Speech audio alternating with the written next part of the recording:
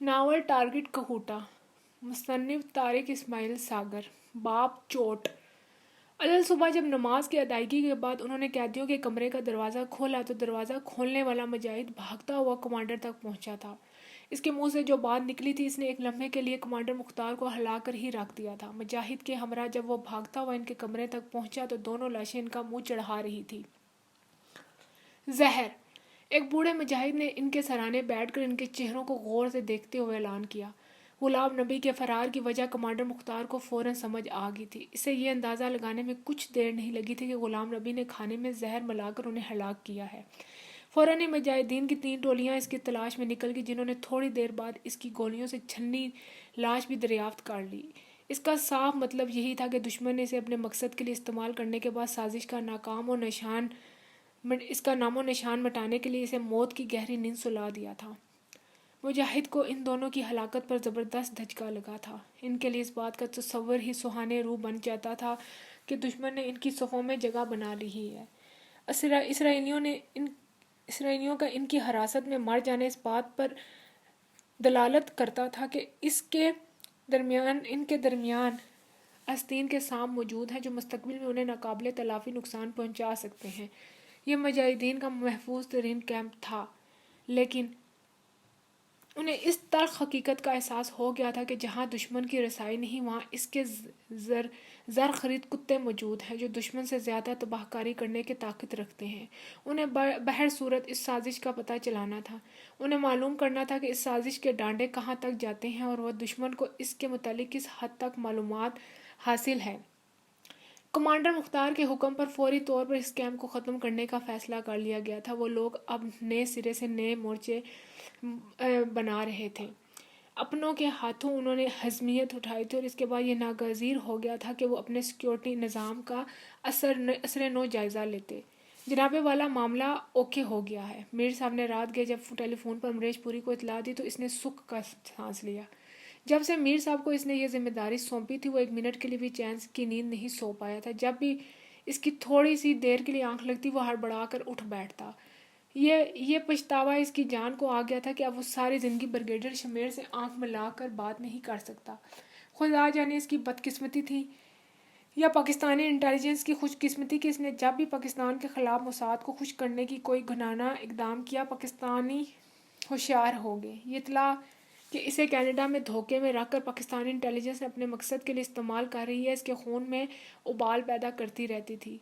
امریکہ F B آئی اور Canadian are M P نے اسے بتایا کہ راہ کے فراہم کردہ اطلاعات پر آنکھ بند کر کے جو خمیازہ انہیں بھگتنا پڑا ہے پاکستانیوں نے انہیں دھوکے کی چال کا شکار کر کے اپنے مطلب اور ضرورت کے ایٹمی پرزے اپنے ملک میں پہنچا دیے ہیں۔ سانپ گزر چکا ہے۔ امریش پوری جانتا تھا کہ اب لکیر پیٹنے سے کوئی فائدہ حاصل نہیں ہوگا، لیکن چپ ہو کر بیٹھنے والا نہیں تھا۔ وہ چاہتا تھا کہ کوئی ایسا کام کر گزرے جو اسے کم از کم موساد کی نظروں میں ضرور سرخرو کر دے۔ دونوں اسرائیلیوں کو مروا کر تو اس نے ایک حد تک معاملات کو سنبھال لیا تھا۔ اگر یہ دونوں پریس کانفرنس کرنے میں کامیاب ہو جاتے تو دنیا کی کوئی اور طاقت اسے استعفیٰ دینے سے باز نہیں رکھ سکتی تھی۔ اگر وہ خود استعفیٰ نہ دیتا تو اسے نوکری سے برخاست کر دیا جاتا۔ میر صاحب نے اس کی طرف بڑھنے والے طوفان کو بروقت روک لیا تھا۔ وہ میر صاحب کے لیے اپنے دل میں صرف اسی لیے تشکر کے جذبات محسوس کر رہا تھا کہ اس نے برے وقت میں امریش پوری کی مدد کی تھی، ورنہ اس کے نزدیک مسلمان غدار کی حیثیت کرائے کے ٹٹو سے زیادہ کچھ نہیں رہی تھی۔ اگر یہ معاملہ مقامی راہ کے انچارج پر چھوڑا جاتا تو سوائے ذلت کے اور کچھ ہاتھ نہ آتا۔ یہ سبق اس نے بہت پہلے سیکھ لیا تھا اور بلی کی طرح اپنا ایک داؤں اپنے ماتحتوں سے چھپا کر رکھتا تھا۔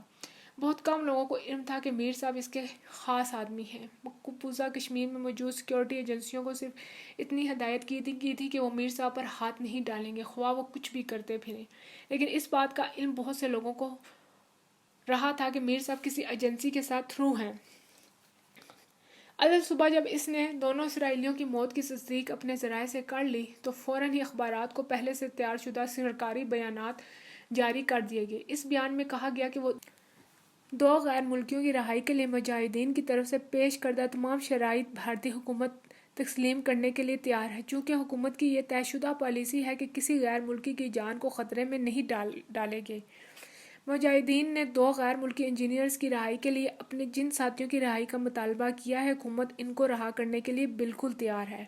وقت اور مکان کا تعین بھی مجاہدین کی خواہشات کے مطابق کیا جائے گا۔ اس ضمن میں جس غیر ملکی سفارت خانے یا ایجنسی کو وہ درمیانی آدمی کا کردار ادا کرنے کے لیے کہیں، ان کی بات مانی جائے گی۔ اس کے ساتھ ہی بھارتی اعلیٰ حکام کی طرف سے دلی میں موجود پاکستانی سفارت خانے کو درخواست کی گئی کہ وہ درمیانی کردار ادا کر کے بے گناہ غیر ملکیوں کو مجاہدوں کے شکنجے سے رہائی دلائے۔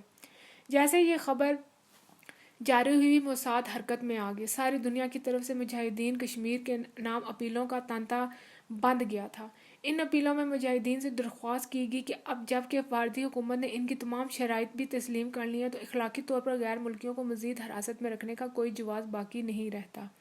یہودی پریس نے بھارتی حکومت کی اس فرخدلانہ پیشکش کا وہ غلغلہ بلند کیا تھا کہ ساری دنیا کے در و بام اس سے گونجنے لگے تھے۔ سازش کا اگلا مرحلہ شروع ہوا اور دنیا کے کونے کونے سے پاکستانی وزیر اعظم کے نام اپیلیں جاری ہونے لگیں کہ وہ خود دلچسپی لے کر غیر ملکیوں کی رہائی کی کوشش کریں۔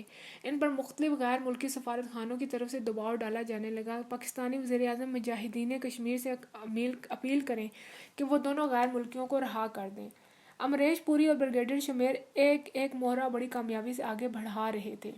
انہوں نے اپنی دانس میں بڑی زوردار چال چلی تھی اور بڑے نامحسوس انداز میں ساری دنیا پر ثابت کر دیا تھا کہ دونوں غیر ملکیوں کے اغوا میں پاکستانی حکومت ملبوس ہے۔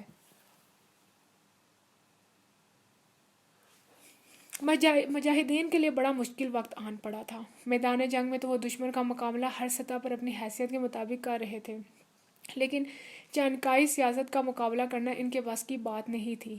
ان کی حراست میں اسرائیلیوں کی موت نے کھیل کا پانسا ہی پلٹ کر رکھ دیا تھا۔ ہوا کا رخ اچانک ہی بدل گیا تھا۔ وہ چال جو دشمن کے خلاف چلنے والے تھے، اس میں خود پھنس کر رہ گئے تھے۔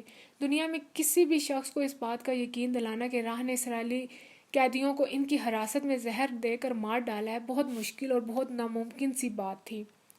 اس مرحلے پر یہ خطرہ محسوس کیا جا رہا تھا کہ جب اسرائیلیوں کی موت کی خبر دنیا کو ملے گی تو یہودی پریس اس خبر کو مختلف مرچ مسالے لگا کے اس انداز میں چھالے گا کہ دنیا بھر میں موجود مجاہدین کے ہمدرد بھی خود کو مشکل میں گرفتار پائیں گے، اور بھارتی حکومت ایک مرتبہ پھر ایڑی چوٹی کا زور لگا کر مجاہدین کو دہشت گرد ثابت کرنے کی کوشش کرے گی۔ انہیں جلد از جلد کچھ کرنا ہوگا، کچھ بھی، کوئی بھی ایسا فیصلہ جو انہیں دشمن کی اس چال سے محفوظ رکھ سکتا ہو۔ مجاہدین کے ہمدردوں کا راہ نے کڑا امتحان لیا تھا۔ بالآخر انہوں نے اپنا لائے عمل طے کر لیا اور اگلے ہی روز عالمی پریس کو مجاہدین کے حوالے سے خبر جاری کر دی گئی کہ وہ بھارتی حکومت کی اس پیشکش کا جواب دیں گے اور اگلے 48 گھنٹے میں دونوں قیدیوں کو رہا کر دیا جائے گا، لیکن اس سے پہلے کہ بھارتی حکومت ان کی فراہم کردہ فہرست میں سے کم از کم 10 مجاہدین ان کے سپرد کر دے۔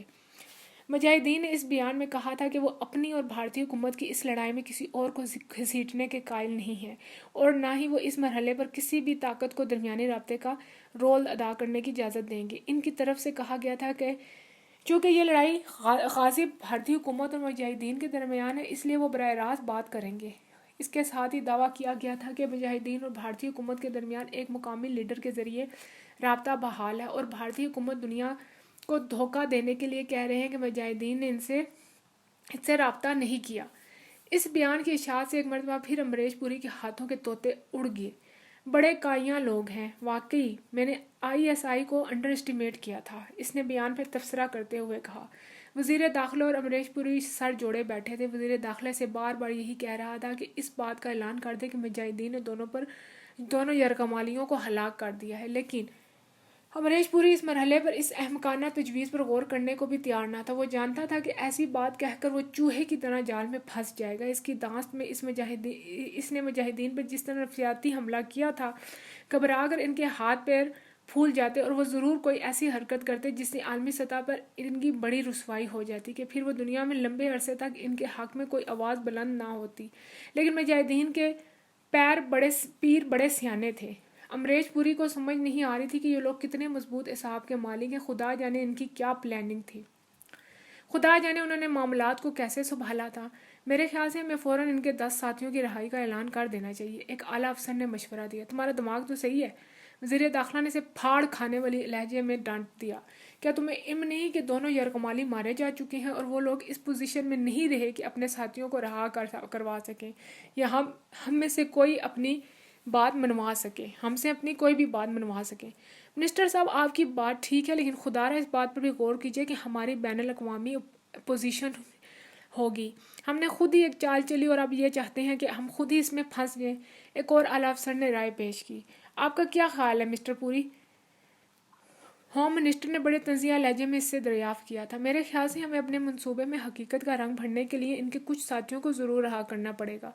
دنیا کو اپنی بے گناہی کا یقین دلانا ضروری ہے اور ہم نے خود اس کھیل کا آغاز کیا ہے۔ میں نہیں چاہوں گا کہ ہم سارے اہم پتے ان کے ہاتھ میں سونپ دیں۔ امریش پوری کے علاوہ اس کے علاوہ بھی کیا کہہ سکتا تھا؟ ویل ڈن مسٹر پوری، ہوم منسٹر نے طنزیہ انداز میں تالیاں بجاتے ہوئے کہا۔ بہت اچھے کھلاڑی ہیں آپ 2 لاشوں کے بدلے دشمن کو اس کے 10 ساتھیوں کا تحفہ پیش کرنے جا رہے ہیں۔ منسٹر صاحب، پوری کو طیش آ گئی۔ ضروری نہیں کہ ہر بات کی سمجھ آپ کو آ جائے۔ سیکیورٹی اور سیاست میں کچھ تو فرق ہوتا ہے نا، اور یاد رکھیے اگر ان 2 لاشوں کے عوض آپ کو ان کے ساتھی رہا کرنے پڑے تو یہ سودا مہنگا نہیں ہی ہے۔ آپ کیوں بھول جاتے ہیں کہ ان کو رہا بہرحال ہم نے کرنا ہے، ہم نے، جنہیں اس بات کا علم ہے کہ اس کے عوض صرف 2 لاشیں موصول ہوں گی، وہ بھی اس نے اپنی بات نامکمل چھوڑ دی۔ ایک لمحے کے لیے بوڑھے ہوم منسٹر نے کچھ سوچا، پھر اس نے اپنے سر کو اس انداز سے ہلایا جیسے اسے امریش پوری کی بات سمجھ آ گئی ہو۔ بہرحال مجھے اس ضمن میں وزیر اعظم سے بات کرنا ہوگی۔ اس نے اپنی سیاسی اکڑ دکھائی۔ جیسے آپ کی مرضی، لیکن آپ کو آج رات تک فیصلہ کر لینا چاہیے کیونکہ رات کو ہم یہ خبر جاری کرنا چاہتے ہیں۔ اس فیصلے پر ہماری آئندہ حکمت عملی طے پائے گی۔ امریش پوری نے اپنی جگہ سے اٹھتے ہوئے کہا۔ اگلے روز صبح کے اخبارات میں حکومت کی طرف سے مجاہدین کی یہ شرط بھی قبول کر لینے کا اعلان کر دیا گیا اور کہا گیا کہ حکومت آج شام مجاہدین کے 5 ساتھیوں کو رہا کر دے گی، جس کے بعد مجاہدین سے درخواست کی گئی کہ وہ اگلی صبح تک دونوں غیر ملکیوں کو رہا کر دیں۔ اس خبر کی اشاعت نے بھارتی راجیہ سبھا ایوان نمائندگان کو ہلا کر رکھ دیا تھا۔ راجیہ سبھا کا اجلاس جاری تھا جب یہ خبر وہاں پہنچی، جس پر اپوزیشن نے طوفان کھڑا کر دیا، حکومت پر الزام لگایا کہ وہ دہشت گردوں کے ہاتھوں بلیک میل ہو رہی ہے، فوراً مستعفی ہو جائے۔ صورتحال اتنی بگڑی کہ شام کو وزیر اعظم کو خود ٹی وی پر آ کر وضاحت کرنا پڑی، جس میں بتایا گیا کہ حکومت کسی سے بلیک میل نہیں ہو رہی، لیکن 2 غیر ملکی بے گناہ انجینئرز کی زندگی کو خطرے میں نہیں ڈالا جا سکتا۔ ان کی جان کی حفاظت کرنا بھارتی حکومت کی ذمہ داری ہے۔ اس معاملے کو حکومت اپنی ناک کا مسئلہ نہیں بنائے گی۔ اگلے روز شام 5 بجے عالمی پریس کے نمائندے اس مقام پر جمع تھے جہاں ایک ہیلی کاپٹر میں 5 کشمیری مجاہدین کو بٹھا کر لایا گیا۔ انہیں دہلی کی تہاڑ جیل سے یہاں لایا گیا تھا۔ عالمی پریس کے نمائندوں کو بتایا گیا کہ مجاہدین کے ساتھ 5 کی رہائی کے لیے یہی جگہ طے پائی گئی ہے۔ ان لوگوں کو اس بات کی دعوت دی گئی تھی کہ وہ یہاں سے 10 میل کی دوری تک اپنی تسلی کے لیے اس بات کا جائزہ لے سکتے ہیں کہ بھارتی سیکیورٹی فورسز کے لوگ موجود نہیں۔ اس درمیان ایک مقامی کشمیری کو پیش کیا گیا جس نے اپنا تعارف مجاہدین اور بھارتی حکومت کے درمیانی رابطے کی حیثیت سے کروایا، اور اس نے کہا کہ یہ اس کی ذمہ داری ہے کہ رہا شدہ قیدیوں کو محفوظ ہاتھوں میں منتقل کرے، جس کے بعد مجاہدین دونوں غیر ملکیوں کو اس کے حوالے کر دیں گے۔ یہ جعلی درمیانی رابطہ راہ کا ایک ہونہار آفیسر تھا۔ امریش پوری نے بھی کچھ کچی گولیاں نہیں کھیل رکھی تھیں۔ اسے بھی اس کھیل میں اب مزہ آنے لگا تھا۔ مجاہدین کو سبق سکھانے کے لیے ایک گھنونی چال وہ بھی چل گیا تھا۔ فوٹوگرافروں کے کیمرے حرکت میں آئے۔ رہا شدہ بدقسمت مجاہدین کو صرف اتنا علم تھا کہ ان کے ساتھیوں نے انہیں اپنے زور بازو سے رہا کروایا ہے اور انہیں عالمی پریس کے سامنے رہا کیا جا رہا ہے۔ جس شخص نے مجاہدین کے نمائندے کی حیثیت سے ان سے جیل میں ملاقات کی تھی وہ بھی راہ کا آفیسر تھا، اور ان بیچاروں کے پاس کوئی ایسا ذریعہ نہیں تھا کہ وہ اس شخص کی تصدیق کر سکتے۔ ان کے کمانڈروں کے پیغام پہنچائے گئے تھے، جو شناخت بتائی گئی تھی وہ بالکل صحیح تھی۔ راہ کو مجاہدین سے متعلق جتنی بھی معلومات حاصل تھی وہ اس ڈرامے میں حقیقت کا رنگ بھرنے کے لیے استعمال کی گئی تھی، اور خوب استعمال کی گئی تھی۔ پانچوں جب بہت خوش تھے انہوں نے بین الاقوامی پریس کے سامنے بڑی دلیری سے باتیں کی، کشمیر کی آزادی کے لیے اپنا خون کا آخری قطرہ تک بہا دینے کا عزم کا اعادہ کیا، اور کہا کہ انہیں 1000 مرتبہ بھی مرنا جینا پڑے تو وہ یہ سودا کشمیر کی آزادی کے لیے مہنگا نہیں۔ مجاہدین کے درمیانی رابطے نے ان 5 کو اپنے ساتھ لیا اور ایک سمت پیدل چلنے لگا۔ یہ ایک دشوار گزار پہاڑی راستہ تھا جس پر لوگ سفر کر رہے تھے۔ یہ شخص جس نے اپنا تعارف ایک مسلمان کی حیثیت سے کروایا تھا مقامی کشمیری میں ان سے گفتگو کرتا رہا۔ پریس کے کچھ لوگ بھی ان کے ساتھ چل رہے تھے۔ 1.5-2 میل تک وہ ان کے ساتھ چلتے رہے۔ آرمی والے اپنی جگہ موجود تھے۔ اندھیرا بڑھنے لگا۔ اسی درمیان پریس کے لوگوں نے اپنے طور پر اس بات کی تسلی کر لی تھی کہ یہ کوئی چال نہیں، واقعی انہیں رہا کر دیا گیا ہے، شاید وہ آگے بھی جاتے۔ اچانک ہی درمیانی رابطے نے معذرت کرتے ہوئے انہیں کہا کہ مجاہدین کا حکم یہیں تک کا تھا، اس جگہ سے آگے ان کے 6 کے علاوہ اور کوئی نہیں جائے گا۔ بصورت دیر غیر ملکیوں کی رہائی خطرے میں پڑ سکتی ہے۔ بادل نے نخواستہ پریس والوں کو واپس جانا پڑا۔ 5 رہا شدہ قیدی اس کی رہنمائی میں سفر کر رہے تھے جب ان میں سے اچانک ایک کے دل میں کچھ خیال آیا اور وہ اپنی جگہ جم کر کھڑا ہو گیا۔ میں اس سے آگے اکیلا سفر کروں گا، اس نے فیصلہ کن لہجے میں کہا۔ لیکن یہ بات معاہدے کے خلاف ہے، اس طرح ان لوگوں کو شک ہو سکتا ہے، ان کے رہبر نے کہا۔ کچھ بھی ہو، یہ میرا آخری فیصلہ ہے۔ قیدی بھی خاصا عقل مند دکھائی دے رہا تھا۔ اس درمیان اس کے ساتھی اس سے بحث کرنے لگے۔ 10-15 منٹ میں وہ لوگ آپس میں بحث کرتے رہے۔ اس درمیان 2 گروپوں میں وہ بٹ چکے تھے۔ ایک طرف 2 قیدی تھے جو اس سے آگے اکیلا سفر کرنا چاہتے تھے، جبکہ دوسرے 3 قیدی تھے جن کا تعلق مجاہدین کے دوسرے گروپ سے تھا اور وہ اسی رابطے کی سربراہی میں آگے جانا چاہتے تھے۔ جب معاملات کسی طرح کنٹرول نہ ہوئے تو مجاہدین نے آپس میں لڑنے کے بجائے فیصلہ اپنے صوبیدار پر چھوڑ دیا۔ ٹھیک ہے، جس طرح تمہاری مرضی، ایک گروپ نے کہا۔ لیکن وہ لوگ ناراض ہو گئے اور یہی سمجھیں گے کہ انہیں بھارتیوں نے دوبارہ گرفتار کر لیا ہے۔ رابطے نے گھبرا کر کہا، ہم اپنے ساتھیوں کو اس بات کی ضمانت دیں گے کہ انہیں رہا کر دیا گیا تھا اور یہ لوگ اپنی مرضی سے الگ ہوئے تھے۔ میرے خیال سے آپ کو گھبرانے کی ضرورت نہیں، یہ ہمارا آپس کا معاملہ ہے۔ ہم آپ کو یقین دلاتے ہیں کہ آپ پر اس سلسلے میں کوئی بھی حرف نہیں آئے گا، 3 مجاہدین کے لیڈر گروپ نے کہا۔ بہرحال میں اس بات کی اجازت نہیں دے سکتا کیونکہ یہ بات معاہدے کے خلاف ہے، لیکن اگر آپ لوگ باضد ہیں، اس بات کی ضمانت دے رہے ہیں کہ آپ اپنے ساتھیوں کو مطمئن کر لیں گے تو مجھے کسی قسم کا کوئی اعتراض نہیں۔ درمیانی رابطے نے جان لیا تھا کہ اس صورتحال میں اس کے لیے کوئی فیصلہ کرنا ممکن نہیں۔ اس طرح ممکن ہے تینوں کو بھی کوئی اس پر شک نہ گزرے گا اور یہ شکار بھی ہاتھ سے نکل نہ جائے۔ اس نے فی الوقت تینوں پر ہی اکتفا کرنے کا فیصلہ کیا تھا۔ مجاہدین کے دونوں گروپ ایک دوسرے سے گرمجوشی سے بغل گیر ہو کر الگ ہوئے تھے۔ انہوں نے ایک دوسرے سے مانکنا کرتے ہوئے کان میں کہہ دیا تھا کہ خیال سے، حفاظت سے۔ دونوں الگ ہو گئے جبکہ باقی تینوں اس کے ساتھ ہی سفر کرنے لگے تھے۔ الگ ہونے والوں میں سے ایک نے جس نے پہلے یہ فیصلہ کیا تھا نہیں جاتے دیکھتا رہا، پھر انہیں جاتے دیکھتا رہا، پھر اس نے اپنے ساتھی سے کہا، میرے خیال سے اپنے اطمینان کے لیے ہمیں ان کا تعاقب کرنا چاہیے۔ اگر یہ کوئی چال ہے تو ہمیں کم از کم صحیح صورتحال کا علم تو ہو جائے۔ ہم کوشش تو کر سکیں گے کہ اپنے ساتھیوں کو ان کے جال سے نکال سکیں۔ جیسے تمہاری مرضی، میں صرف تمہارے اطمینان کے لیے اور تنظیمی فیصلے کے تحت تمہارے ساتھ موجود ہوں، دوسرے ساتھی نے کہا۔ اللہ تمہیں جزا دے اور خدا کرے میرے خدشات غلط ثابت ہوں، پہلے والے نے جواب دیا۔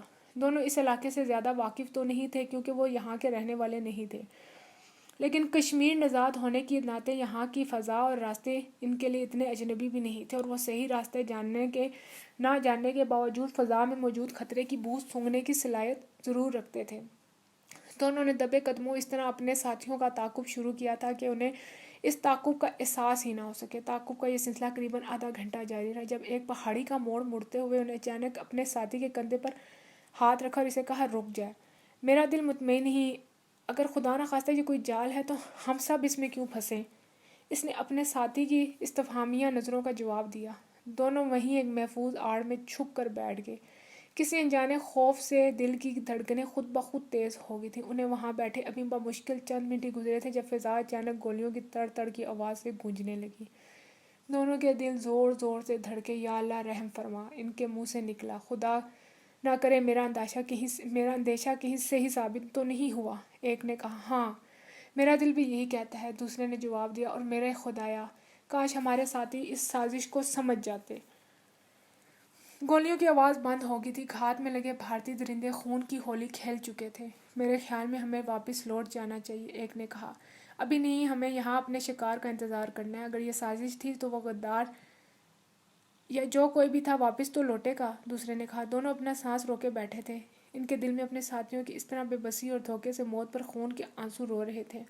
جب انہوں نے رات کے اندھیرے میں ایک سایہ اس طرف بڑھتے دیکھا، دونوں سمجھ گئے تھے کہ یہ وہی غدار ہے جس نے یقیناً طے شدہ پلان کے مطابق کسی موڑ پر تینوں سے علیحدگی اختیار کر لی ہوگی اور اب واپس آ رہا ہے۔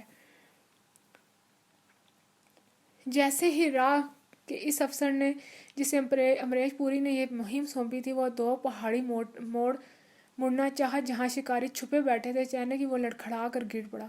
ایک مجاہد نے اسے جکڑ لیا تھا اور دوسرے نے اس کے منہ پر ہاتھ رکھ کے اس کی چیخ اس کے حلق میں دبا دی تھی۔ مجھے افسوس ہے کہ تم زندہ اپنے ساتھیوں تک نہیں پہنچ سکو گے، لیکن تمہاری لاش انہیں یہ کہانی ضرور سنا دی تھی کہ مومن کو دھوکہ دینا اتنا آسان بھی نہیں جتنا تم لوگوں نے سمجھ لیا ہے، ایک مجاہد نے کہا۔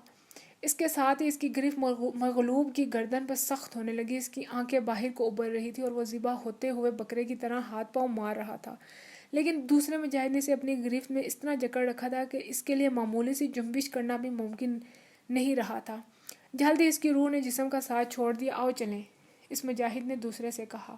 ٹھہرو، پہلے نے کچھ سوچتے ہوئے لاش کندھے پر اٹھا لی، دوسرے نے چپ چاپ اس کے پیچھے چلنا شروع کر دیا۔ دونوں نے راستے میں ایک پہاڑی نالہ دیکھ لیا تھا۔ باری باری لاش اٹھاتے وہ یہاں تک پہنچے اور اس مردہ لاش کو سینکڑوں فٹ بلندی سے لڑکھڑا دیا۔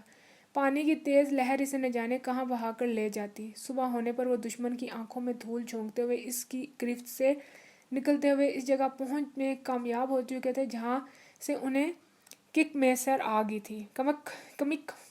گئی تھی۔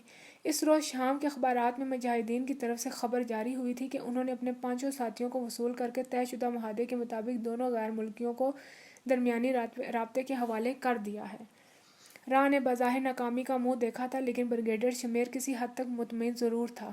کم از کم اب دنیا کے سامنے بطور ثبوت پیش کرنے کے لیے کشمیری مجاہدین یا ISI کے پاس موساد کا کوئی ایجنٹ موجود نہیں تھا۔ امریش پوری زخم خوردہ سانپ کی طرح تلمرا رہا تھا۔ اسے حیرت ہوئی تھی کہ مجاہدین کے خلاف اسے آج تک اندازوں کے مطابق کامیابی نصیب کیوں نہیں ہوئی۔ انہوں نے مجاہدین کی صفوں میں غدار داخل کر دیے تھے، لیکن مطلوبہ نتائج حاصل نہیں ہو رہے تھے۔ امریش پوری نے جس طرح منصوبہ ترتیب دیا تھا وہ بآسانی پانچوں خطرناک دہشت گردوں کو ٹھکانے لگا سکتا تھا۔ یہ اس کی بدقسمتی تھی کہ ان میں سے 2 بچ نکلے اور ان کا اپنا آدمی بھی مارا گیا۔ سویڈن کے دونوں انجینئرز جن کی رہائی کے لیے سارا گھڑاک پھیلایا گیا تھا، ان کی لاشیں بھی بھارتی انٹیلی جنس کو نہیں مل سکی تھی۔ بھارتی حکومت کی طرف سے اگلے روز ساری دنیا کی پریس کے سامنے یہ بیان جاری کر دیا گیا کہ حکومت نے دونوں غیر ملکیوں کی رہائی کے لیے انتہائی اقدام کیا تھا اور اپنے اصولوں کے بالائے طاق رکھ کر جیلوں میں بند کشمیری دہشت گردوں کو رہا کر دیا تھا، لیکن مجاہدین کی طرف سے معاہدے کی خلاف ورزی کی اور دونوں قیدیوں کو واپس نہیں کیا گیا۔ پریس کے لوگوں کو سمجھ نہیں آ رہی تھی کہ کس کے بیان کو سچ مانے اور کس کو جھوٹ سمجھے۔ مجاہدین نے اپنے ساتھیوں کی وصولیابی اور درمیانی شخص کو دونوں غیر ملکی سونپنے کی خبر جاری کی تھی، اور بھارتی حکومت کا بیان یکسر مختلف تھا۔ کافی دنوں تک اخبارات میں یہ بحث جاری رہی کہ سچا کون ہے اور جھوٹا کون ہے۔ بظاہر بڑے بڑے نقادوں اور غیر جانبدار کہلانے والے مصرین نے بڑی چالاکی سے لفظوں کے ہیر پھیر کے ساتھ یہی بات ثابت کی تھی کہ مجاہدین نے وعدہ خلافی کی ہے اور اپنے ساتھیوں کو رہا کروا لینے کے بعد بھی غیر ملکی یرغمالیوں کو موت کے گھاٹ اتار دیا ہے۔ کئی خود ساختہ اور اخباری ہیومن رائٹس کی تنظیمیں جو نہ جانے راتوں رات کہاں سے نکل کر بین الاقوامی اخبارات کی سواد پر اپنے گھنونے کھیل رچانے لگی تھیں، مجاہدین سے انسانیت کے نام پر دونوں غیر ملکیوں کی رہائی کی اپیلیں کرنے لگیں۔ اسرائیلی حکومت کی طرف سے یہ بیان جاری کیا گیا تھا کہ ان کے 2 شہری جو سویڈن کے ایک انجینئرنگ کمپنی میں کام کر رہے تھے، اس کمپنی کے ملازمین کی حیثیت سے ایک معاہدے کے تحت بھارت گئے تھے اور بھارتی اور سویڈش حکومت کے ایک مشترکہ ترقیاتی منصوبے پر کام کر رہے تھے جنہیں اغوا کر کے مار ڈالا گیا۔ مگرمچھ کے آنسو بہاتے ہوئے ان کے بیوی بچوں کی تصویر بھی ساری دنیا کے اخبارات میں شائع کی گئی تھی۔ مجاہدین سے دونوں کی لاشیں واپس کرنے کی اپیل کر رہے تھے۔ اس کے ساتھ ہی اسرائیلی حکومت نے بھارت اور سویڈن سے بیک وقت احتجاج کیا تھا کہ ان کے 2 بے گناہ شہریوں کی زندگی نہیں بچائی جا سکی۔ میڈیا پر یہودی قابض تھے، راہ پر موساد حاوی تھی۔ بھارتی حکومت پاکستان دشمنی میں اندھی ہو رہی تھی۔ ان حالات سے یہودی لابی نے جی بھر کے فائدہ اٹھایا اور بھارتی حکومت کو اس سودے میں معمولی سا نقصان اٹھا کر بے تحاشا فائدہ حاصل ہوا تھا۔ دنیا بھر کے مہذب ملک کی رائے عامہ کو کم از کم کسی حد تک صحیح گمراہ کرنے میں کامیاب ضرور ہو گئے تھے۔ اس سے پہلے کہ ساری دنیا کشمیریوں کو بے گناہ معتوب اور بھارتی حکومت کو غاصب سمجھ رہی تھی، لیکن اب بڑے بڑے غیر جانبدار اور انسانیت دوست دانشور بھی اس مسئلے پر کچھ کہنے یا لکھنے سے گریز کر رہے تھے۔ باب ٹارگٹ بغداد۔ حماد کی شہادت نے ابو احمد کو توڑ کر رکھ دیا تھا۔ یوں تو اس جنگ میں جو نہ جانے ابھی اور کتنی دیر تک انہوں نے لڑنی تھی، اب تک سینکڑوں نوجوان اس کا ساتھ چھوڑ گئے تھے۔ اسے اپنے اگلے پل کا گمان بھی کب تھا، نہ جانے کب موت کا پھندا اس کے گلے میں پڑ جائے۔ وہ جانتا تھا کہ دنیا کے کسی بھی کونے میں فلسطین کے لیے کام کرنے والے کسی بھی شخص کی خبر اگر یہودیوں کو ہو جائے تو وہ اسے زندہ نہیں چھوڑتے، خواہ اس کی کچھ بھی قیمت ادا کرنی ہو۔ لیکن وہ مطمئن تھا کہ اس کا مشن زندہ ہے، اس راستے کی منزل شہادت تھی۔ اس بات پہ شک ہی کب رہا تھا اسے۔ ان لوگوں نے ذلت کی اس زندگی کی خواہش کبھی نہیں کی تھی کہ وہ تو زندہ تھے کہ اپنی زندگیوں میں کسی طرح اپنا آزاد وطن دیکھ لیں۔ ابو احمد نے اپنی رہائش گاہ بدل لی تھی۔ وہ اسکاٹ لینڈ کے شہر ڈنڈی میں آ گیا تھا۔ اتفاق سے اسے یہاں اچھی نوکری بھی مل گئی تھی۔ اس علاقے میں آئے ہوئے اسے چند ہی روز ہوئے تھے کہ جب ایک روز فیصل کا فون آ گیا۔ کل ویکنڈ ہے، تم ایڈمنڈرا کا قلعہ دیکھنا پسند نہیں کرو گے؟ ابو احمد سمجھ گیا کہ ضرور کوئی اہم بات ہے۔ ہاں ہاں، کیوں نہیں، اس نے جواب دیا۔ ٹھیک ہے، اگر کل صبح تم 8 بجے نکلو تو 10-11 بجے تک بآسانی وہاں پہنچ جاؤ گے۔ میں قلعے کے مرکزی دروازے پہ تمہارا منتظر رہوں گا۔ خدا حافظ، کل انشاءاللہ وہیں ملاقات ہوگی۔ خدا حافظ۔ سلسلہ منقطع ہو گیا۔ فیصل عراق کا رہنے والا ان کا مجہز ساتھی تھا۔ ابو احمد کو ساری دنیا میں اپنے ہم خیال ساتھیوں کی تلاش و ضرورت رہتی تھی۔ ستم ظرفی حالات نے انہیں بالآخر ایک دوسرے سے لندن کے ایک زیر زمین ریلوے اسٹیشن کی انتظار گاہ میں ملا دیا تھا۔ دونوں کی پہلی ملاقات ابو احمد کی دانست میں اتفاقیہ تھی، لیکن فیصل کے لیے نہیں، وہ باقاعدہ منصوبے کے تحت ابو احمد سے ٹکرایا تھا۔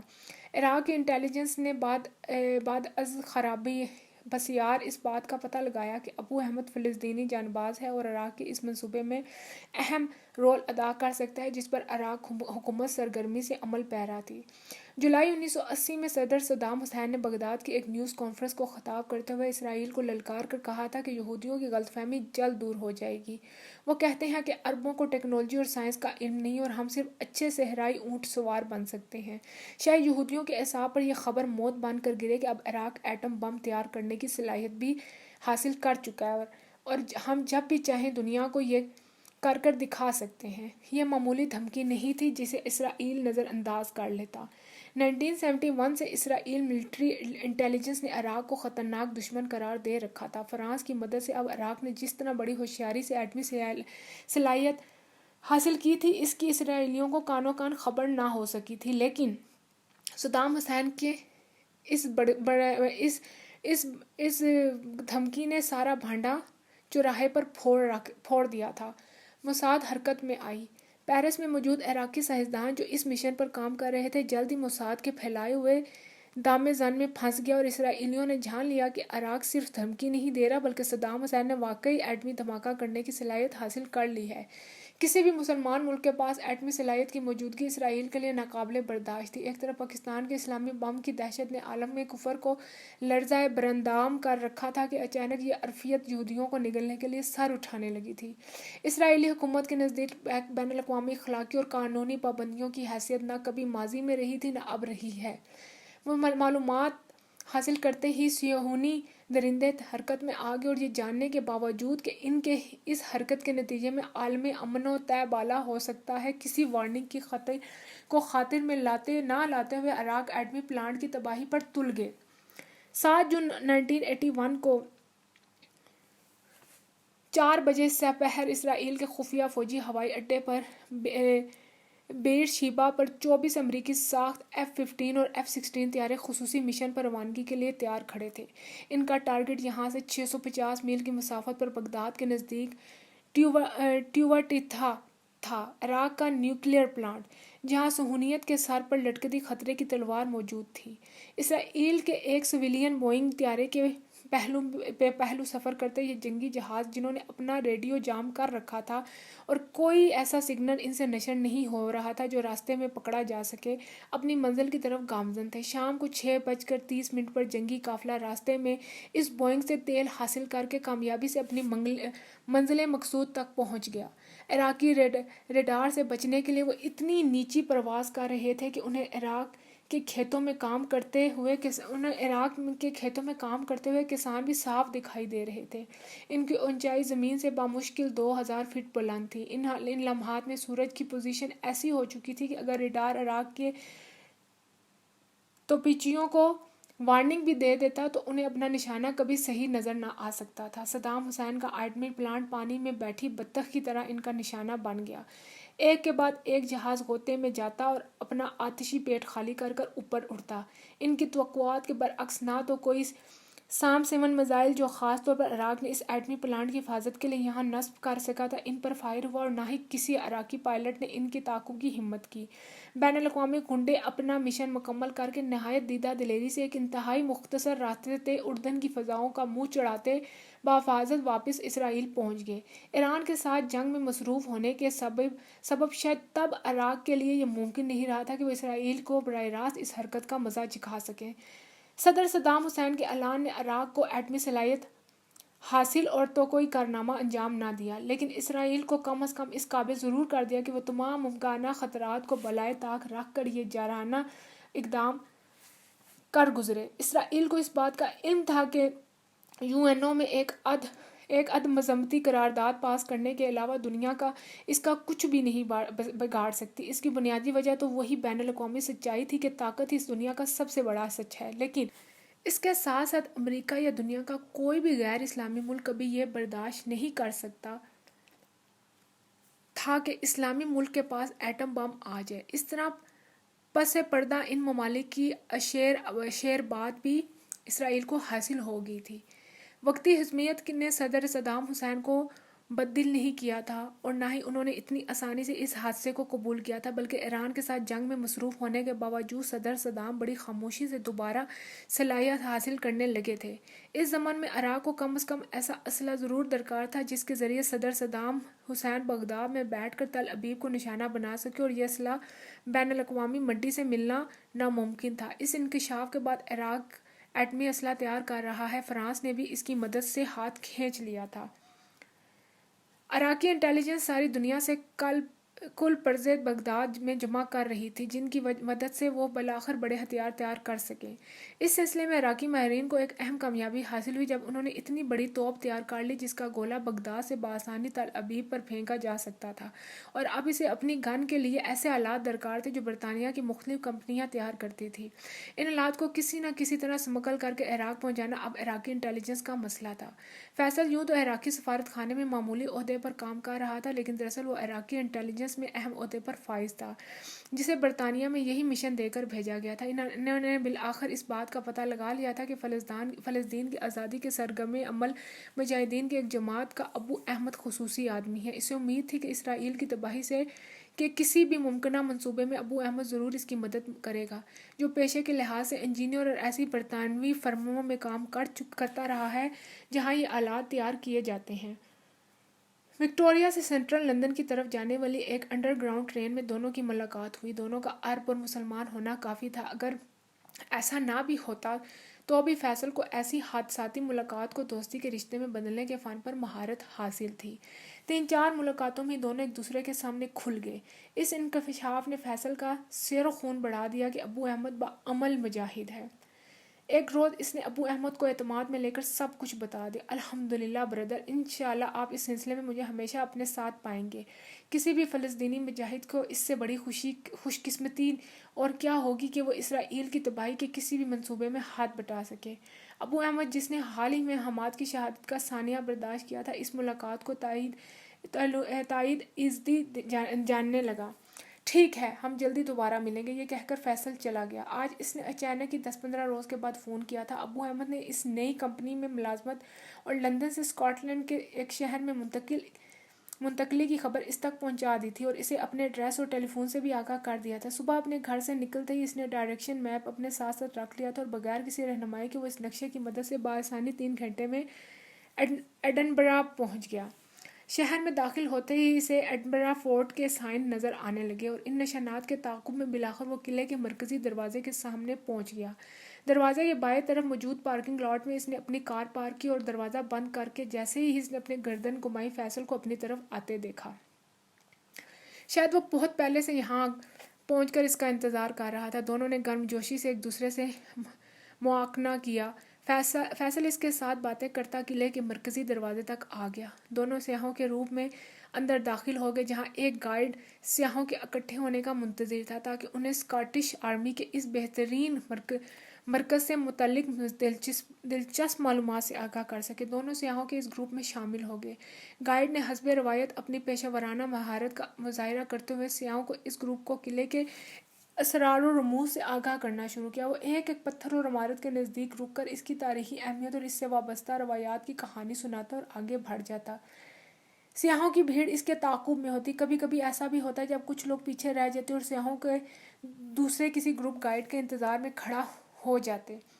چند منٹ تک فیصل نے ابو احمد کے ساتھ گائیڈ کی باتوں کا لطف اٹھایا، پھر دونوں اس گروپ سے الگ ہو گئے۔ فیصل اسے لے کے قلعے کی اس دیوار کی طرف جا رہا تھا جہاں کبھی بیرونی حملہ آوروں کو روکنے کے لیے توپیں نصب کی گئی تھی۔ یہ گوشہ خالی تھا۔ دونوں پتھر کی ایک دیوار پر ایک دوسرے کے پہلو بہ پہلو بیٹھ گئے۔ فیصل نے اپنے گلے میں لٹکتا کیمرہ ہاتھ میں اس انداز سے پکڑ لیا جیسے وہ تصویر کشی کرنے جا رہا ہے، لیکن کیمرے کا کور اتارتے ہوئے اس میں سے ایک چھوٹا سا کاغذ نکال کر اس نے ابو احمد کو تھما دیا۔ اس کاغذ پہ بڑی مہارت سے ایک توپ کا نقشہ بنایا گیا تھا جس میں موجود کچھ پارٹس کی تفصیلات ایک کونے میں انہیں تیار کرنے والی فیکٹریوں کی تفصیل کے ساتھ لکھی گئی تھی۔ ہمیں فوری طور پر ان چیزوں کی ضرورت ہے، فیصل نے نقشے پر 3 جگہ باری باری انگلی رکھتے ہوئے کہا۔ لیکن یہ تو مجھے علم ہے، فیصل نے ابو احمد کی بات کاٹتے ہوئے کہا کہ ان کا حصول بہت مشکل ہے لیکن ناگزیر نہیں۔ تم جانتے ہو ان کے بغیر ہمارا منصوبہ ادھورا رہ جائے گا۔ اور دشمن، میں جانتا ہوں بردر عزیز، میں جانتا ہوں ان کا حصول ناگزیر ہے اور میں وعدہ کرتا ہوں کہ یہ حاصل کر کے رہوں گا۔ فی الوقت ہمیں پہلی چیز مل سکتی ہے کیونکہ یہ میری فیکٹری میں تیار ہوتی ہے اور میں اس کے لیے کچھ بھی کر گزروں گا، کچھ بھی، ابو احمد نے بڑے مضبوط لہجے میں کہا۔ فیصل نے اسے سارا نقشہ زبانی ازبر کرنے کی تلقین کی اور تھوڑی دیر کے بعد اس نے سگریٹ سلگانے کے بہانے لائٹر سے وہ کاغذ جلا کر راکھ کر دیا، پھر اسے پاؤں تلے مسل دیا۔ یہ حرکت اس ماحول میں بڑی عجیب لگتی تھی، لیکن اس نے اطمینان کر لیا تھا کہ کوئی ان کی طرف متوجہ نہیں۔ یوں بھی وہ خاصے غیر آباد حصے میں موجود تھے۔ دونوں نے ممکنہ طریقے جن سے یہ سامان حاصل ہو سکتا تھا ایک دوسرے کو بتانا شروع کر دیا اور 2-3 گھنٹے تک تبادلہ خیال کے بعد ان کے ذہنوں میں ایک منصوبے کا خاکہ تیار ہو چکا تھا جس میں ہم اہم کردار بہرحال ابو احمد نے ادا کرنا تھا۔ دوپہر کا کھانا انہوں نے نزدیکی ہوٹل میں اکٹھے کھایا اور وہیں سے ایک دوسرے سے الگ ہو کر کار پارکنگ کی طرف چل دیے۔ فیصل نے وہاں کار پارک نہیں کی تھی، اس بات کا اندازہ ابو احمد کو اس طرح ہوا کہ وہ اس کے ساتھ نہیں آیا تھا۔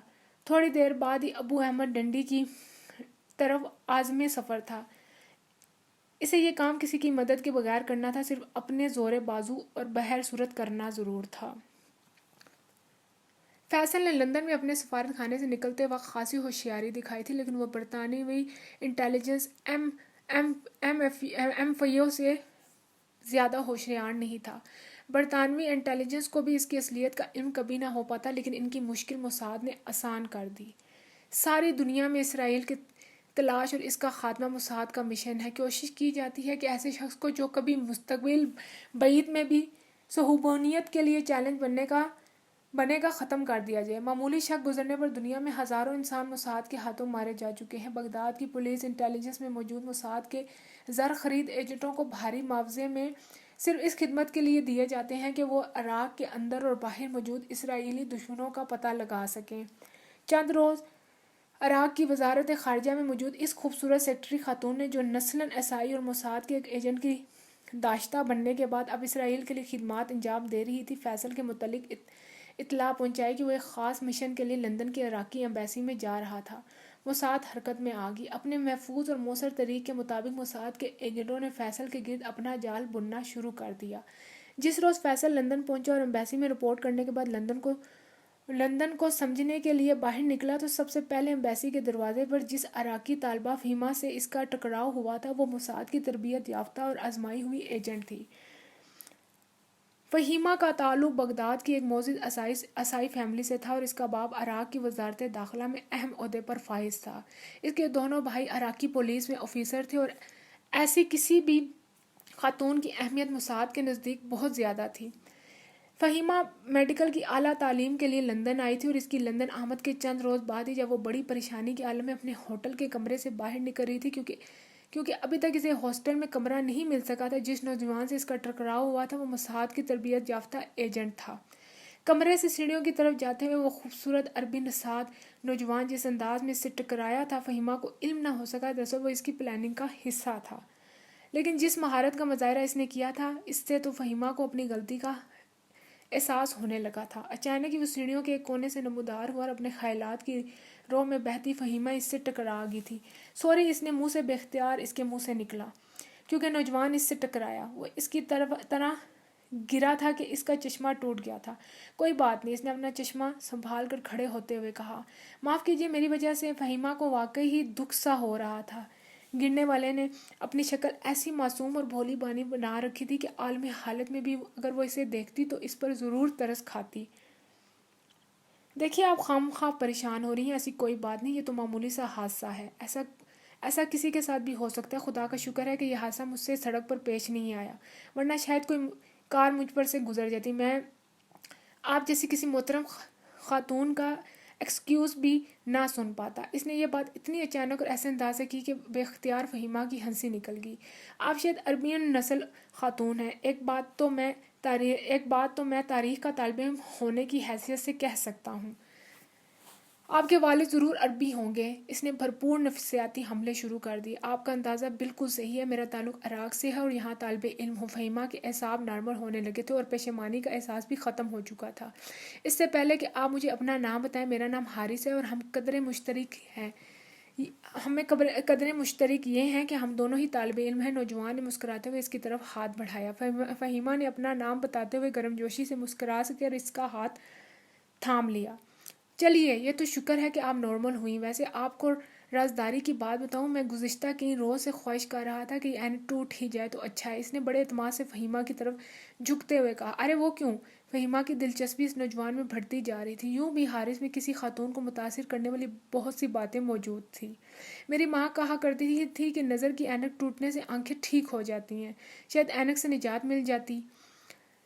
حارث نے جواب دیا۔ ارے یہ کیا بھئی، ہم کیا بے وقوفوں کی طرح یہاں کھڑے ہو کر باتیں کر رہے ہیں؟ آئیے نیچے چلتے ہیں۔ ایک کافی کا کپ کا تو میں ضرور آپ کے ساتھ شیئر کرنا چاہوں گا۔ آپ کا وقت کتنا ہی قیمتی کیوں نہ ہو، آخر آپ نے میرا نقصان کیا ہے، شاید میری ماں کے مطابق فائدہ بھی تو کیا ہے۔ یہ کہتے ہوئے اس نے بڑی بے تکلفی سے فہیمہ کا ہاتھ تھام لیا اور اس طرح سے سیڑھیوں سے نیچے لانے لگا۔ فہیمہ کے لیے انکار کی گنجائش باقی نہیں رہی تھی۔ دونوں ہوٹل کے ڈائننگ ہال میں آگے کونے کی خالی میز پر دونوں بیٹھ گئے۔ حارث نے مؤدب ویٹر کو کافی لانے کا کہا۔ آپ کا تعلق؟ مجھے آج تک معلوم نہیں ہو سکا کہ اس سوال کا مکمل جواب کیا ہے۔ حارث نے اس کی بات کاٹتے ہوئے کہا۔ میری ماں اسرائیل نژاد تھی اور باپ عراق کا رہنے والا۔ بزرگوں نے بتایا تھا کہ ان کی ملاقات کسی ہسپتال میں ہوئی تھی جہاں میری ماں نرس تھی اور دونوں نے شادی کر لی۔ جب میری عمر 2 سال تھی تو ماں مر گئی۔ جب 15 سال ہوئی تو باپ مر گیا۔ بچپن ہی سے میرے والد مجھے یہاں لندن میں لے آئے تھے۔ یہاں میں معمولی بزنس ہے اور میں نے حال ہی میں تاریخ میں ماسٹر ڈگری لی ہے۔ اب آگے پڑھوں گا اور پڑھنے کا ارادہ رکھتا ہوں۔ مجھے میرے باپ نے بغداد کی بہت سی کہانیاں سنائی ہیں، جس محلے میں وہ پیدا ہوا ہے، جہاں وہ پلا بڑھا ہے۔ میرا بہت جی چاہتا ہے بغداد جانے کو، لیکن افسوس جا نہیں سکتا کیونکہ میں اسرائیل میں پیدا ہوا ہوں اور برٹش پاسپورٹ رکھنے کے باوجود شاید عراقی مجھے ویزا دینا پسند نہ کریں۔ آخری بات کہتے ہوئے اس کا لہجہ بڑا غمگین تھا۔ اس نے بغداد کی گلی کوچوں کا ذکر اس انداز میں فہیمہ سے کیا کہ اس کے لیے سمجھنا مشکل ہو رہا تھا کہ یہ نوجوان صرف معلومات کی بنیاد پر ایسا کر رہا ہے یا واقعی اس نے بغداد دیکھا ہے۔ وجہ کچھ بھی رہی ہو، اس بات کا اندازہ فہیمہ کو بخوبی ہو چلا تھا کہ حارث کو بغداد سے بہت محبت ہے اور وہ عراق کو پسند کرتا ہے۔ پہلی ملاقات میں فہیمہ نے بھی مکمل تعارف کروایا تھا۔ جب اس نے ہاسٹل میں داخلے کی مشکل سے آگاہ کیا تو اس نے چٹکی بجاتے ہوئے کہا کہ یہ اس کے لیے کوئی مسئلہ نہیں، وہ آج اس کا یہ مسئلہ حل کر دے گا۔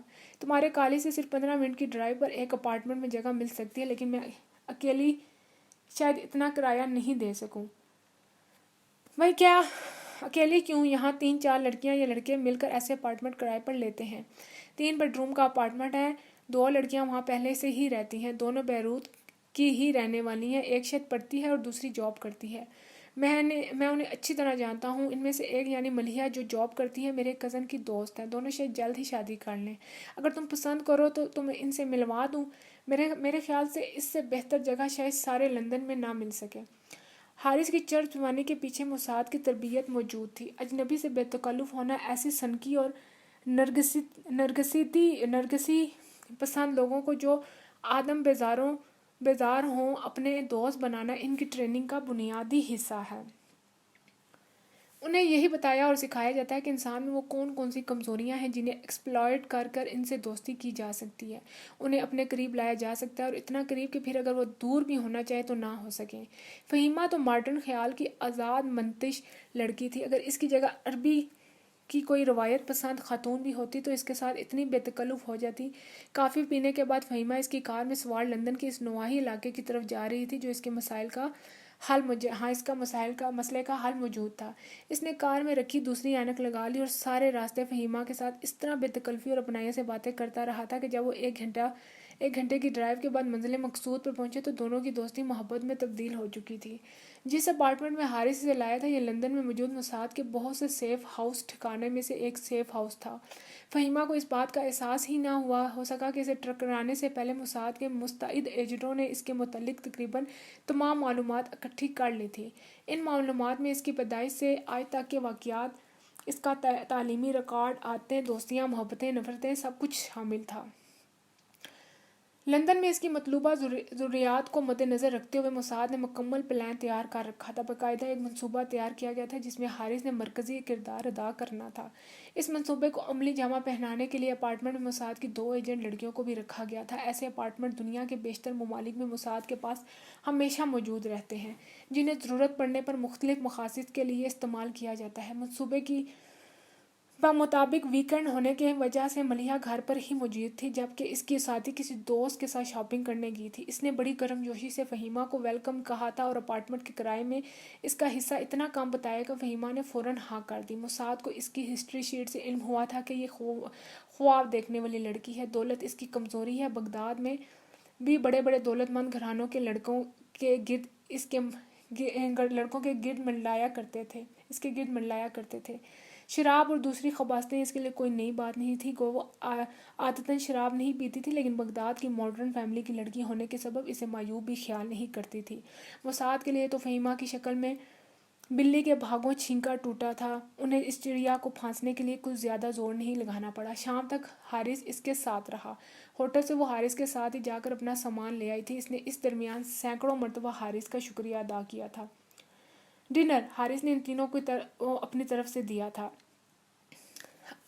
اپنی پیاری دوست فہیمہ کے مسائل حل کرنے کی خوشی میں. اس نے 5 اسٹار ہوٹل کے ڈائننگ ہال میں کھانے سے پہلے وائن کے پیک تینوں کے ساتھ ٹکراتے ہوئے کہا. فہیمہ نے وائن لینے میں ذرا ہچکچاہٹ بھی نہیں دکھائی تھی. اس بات کا اندازہ اسے ہو گیا تھا کہ یہ لوگ بھی اس کی طرح عادی شراب نوش نہیں، بس کبھی کبھی اچھے مواقع پر ایک آدھ پیگ لگانے والے ہیں. اب دونوں لڑکیاں فہیمہ کو اس بات کا احساس دلا چکی تھی کہ وہ بلا عرب اب کی سب سے زیادہ خوش قسمت لڑکی ہے جس نے حارث جیسے رئیس زادے کو پہلی نظر میں گھائل کر دیا ہے، اور حارث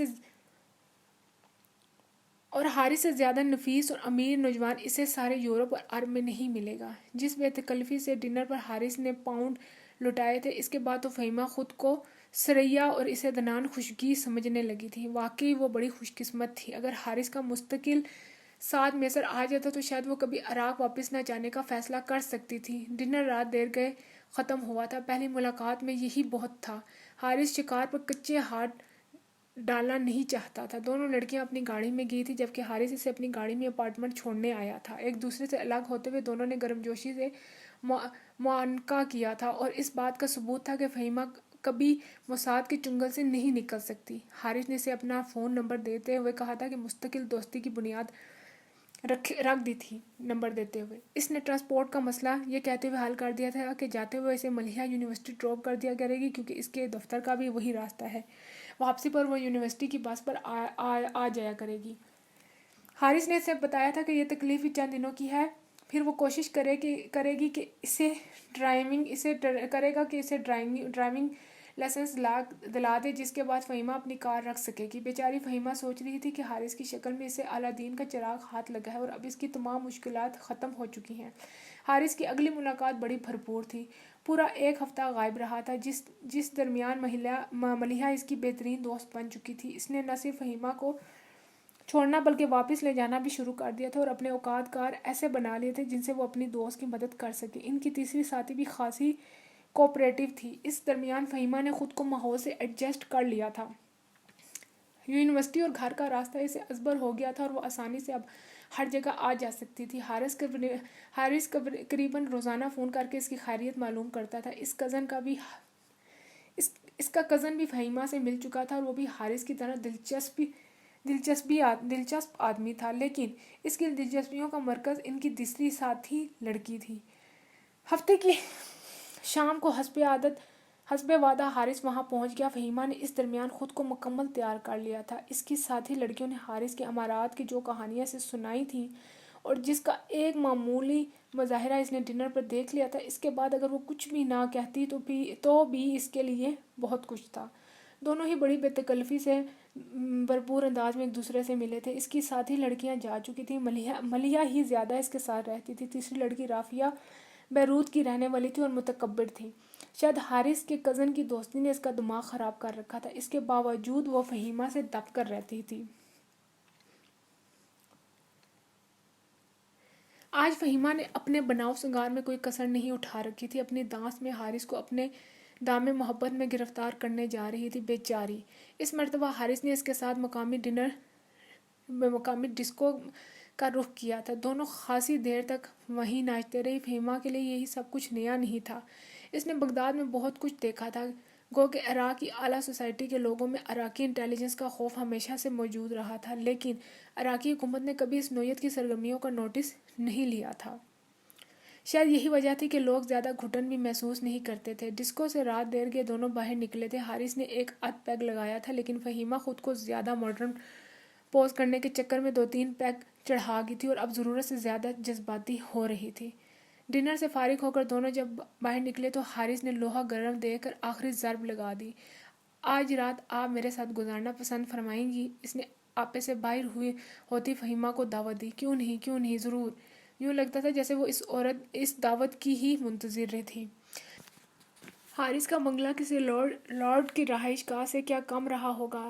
عیاشی اور امارات کا ہر سامان یہاں موجود تھا۔ ایسے بنگلے لندن میں شاذ و نادر ہی نظر آیا کرتے تھے جن کو ایسی نوادرات سے سجایا گیا ہو۔ ہاتھی دان سے قیمتی پتھر تک کی بنی کئی چیزیں ڈرائنگ روم میں موجود تھیں۔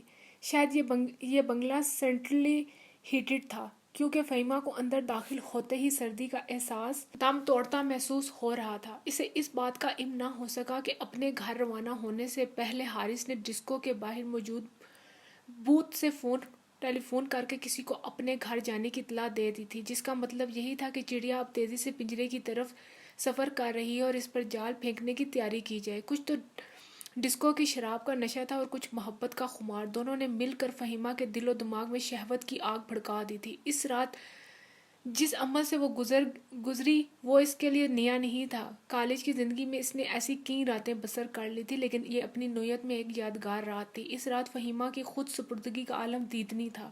اس نے حارث پر ثابت کر دیا تھا کہ وہ اس کی زندگی میں آنے والی آخری عورت ہے۔ اس کے بعد شاید اسے کوئی دوستی کی تمنا ہی نہ رہے۔ موساد کا یہی کمال تھا کہ وہ اپنے شکار کو اس طرح پھانستے تھے کہ وہ بڑی خوشی سے ان کے دام میں پھنستا چلا جاتا تھا۔ جب شراب کے نشے میں بدمست فہیمہ دنیا مافیا سے بے خبر جنبیت کے طوفان میں بہہ رہی تھی، حارث کے حواس قائم تھے اور اس کا ساتھی جو ان کی آمد سے پہلے ہی یہاں چھپا ہوا تھا، اس گھرونے عمل کو اس مخصوص کیمرے کی مدد سے سلو لائٹ کے فیتے اور فلم پر منتقل کر رہا تھا، جس کو اندھیرے میں فلم بندی پر کمال حاصل تھا۔ فلیش لائٹ کے بغیر کسی بھی منظر کو اپنے اندر سمو لینے کی صلاحیت کے حامل یہ کیمرے موساد کے ہتھیار تھے، جن کی مدد سے انہوں نے کئی معرکے سر کیے تھے۔ الیکٹرونکس میں مختلف تبدیلیاں کر کے انہیں اپنے خصوصی مقصد کے لیے استعمال کرنے پر جو مہارت اور عبور موساد کو حاصل ہے، وہ شاید ہی دنیا کی کسی اور انٹیلیجنس کو حاصل رہا ہو۔ یہ ابتدا تھی۔ اس کے بعد تو جیسے فہیمہ کی عادت بن گئی۔ حارث نے اسے مہنگی شاپنگ کی عادت ڈالی تھی۔ لندن کے مہنگے سٹورز کے دروازے ایک ایک کر کے اس پر کھلنے لگے تھے۔ فہیمہ خود کو حارث کے بغیر ادھورا سمجھنے لگ رہی تھی۔ اس کا آنا جانا اپنی امبیسی میں لگا رہتا تھا۔ اس کے باپ اور بھائیوں کی وجہ سے امبیسی کے لوگ اس کو جانتے تھے اور اپنے جسمانی خد و خال اور آزاد خیالی کے سبب وہ بیشتر کے دلوں میں بھی بس چکی تھی۔ دن ہفتوں اور ہفتے مہینوں میں بدلے، اپارٹمنٹ میں اس کا قیام برائے نام ہی تھا۔ اس کی زیادہ راتیں حارث کے گھر پر اس کے پہلو میں گزرتی تھی۔ اس روز بھی وہ خود کار چلاتی حارث کے گھر جا پہنچی۔ حارث کی کوششوں سے اسے ڈرائیونگ لائسنس بھی مل چکا تھا، حالانکہ یہاں ڈرائیونگ کا امتحان پاس کرنے کے لیے جوئے شیر لانے سے کم نہیں تھا۔ آج وہ حارث کے ہاں پہنچی تو خلاف توقع حارث کو پریشان پایا۔ خیریت؟ اس نے دونوں باہیں حارث کے گلے میں حمائل کرتے ہوئے اس کی آنکھوں میں جھانکا۔ نہیں فہیمہ، مجھے افسوس ہے کہ میری وجہ سے تم بھی شاید مصیبت میں نہ پھنس جاؤ۔ حارث کا لہجہ بہت سنجیدہ تھا۔ تمہاری وجہ سے مجھے جہنم میں بھی جانا پڑے تو سودا مہنگا نہیں، اس نے بے تکلفی کا مظاہرہ کرتے ہوئے کہا۔ فہیمہ، معاملہ بڑا سیریس ہے، مجھے سمجھ نہیں آتی کہ تمہیں کیسے بتاؤں، اور بتاؤں کہ نہ بتاؤں، اور کیا بتاؤں۔ اس نے آہستگی سے خود کو فہیمہ سے الگ کرتے ہوئے کہا۔ اب کہہ بھی ڈالو، کیا سسپینس پھیلا رکھا ہے، سارے موڈ کا بیڑا غرق کر دیا۔ 3-4 روز سے مجھے کوئی شخص ملاقات کے لیے کہہ رہا تھا، اس نے بالآخر کہنا شروع کیا، لیکن میں کسی اجنبی سے کیسے مل سکتا ہوں؟ میں نے اسے کہا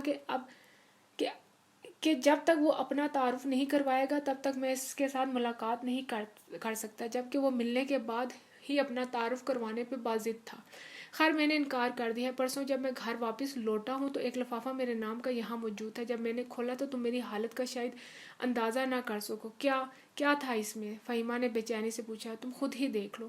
یہ کہتے ہوئے اس نے قریبی الماری میں رکھا ایک لفافہ نکال کے اس کی طرف بڑھا دیا۔ فہیمہ نے کپکپاتے ہاتھوں سے اس میں موجود تصاویر دیکھنا شروع کی۔ جیسے جیسے وہ تصاویر دیکھ رہی تھی اس کے چہرے کا رنگ بدلنے لگا۔ خوف کے مارے اپنے بدن سے اس کو لگا کہ اس کی جان نکل جائے گی۔